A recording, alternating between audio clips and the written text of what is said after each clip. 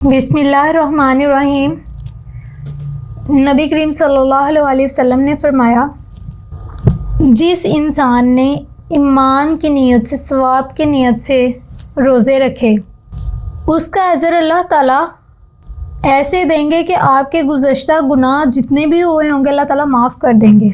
अगर दूसरी तरफ हम देखें कि हमने रोज़ा तो रखा है लेकिन हम गाली गलौज, झूठ बोलना, चुगली करना, हम हर वो काम कर रहे हैं जिससे अल्लाह ताला ने हमें मना किया है, तो नबी करीम सल्लल्लाहु अलैहि वसल्लम फरमाते हैं कि इसका कोई अजर नहीं है।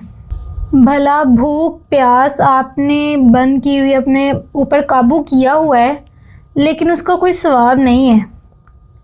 आप ख़ुद को तो कह रहे हैं कि हम रोज़े की हालत में हैं, लेकिन आप झूठ भी बोल रहे हैं, चुगली भी कर रहे हैं, गाली गलौज भी दे रहे हैं, लेकिन अल्लाह ताला के यहाँ इसका कोई अजर नहीं है। अल्लाह ताला को आपकी भूख और प्यास से कोई कंसर्न नहीं है। फिर ये जो रोज़ा है ये एक्सेप्टेबल नहीं है, चूँकि रोज़े का असल मकसद ही ये है, सौम का असल मकसद ही ये है परहेज़गारी। हमें अपने नफ्स पे काबू पाना है, अपनी हर उस चीज़ पे काबू करना है, नफ्स के ख़िलाफ़ हमने जाना है, हर उस चीज़ पे काबू करना है जो शैतान हमें कहता है। जैसा कि सोशल मीडिया पे हम अपना वक्त बहुत सारा ज़ाया करते हैं, हमें अपनी इबादत की तरफ वक्त ज़्यादा से ज़्यादा रुजू करना है। हमें अपने अल्लाह की तरफ इबादत में वक्त गुजारना है। अल्लाह ताला ने ये 12 महीनों में से एक महीना ख़ास तौर पर अपने लिए रखा है।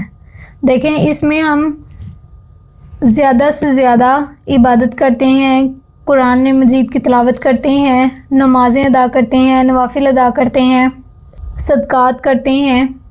देखें, ये टोटली ये जो महीना है माशाल्लाह बाबरकत महीना है।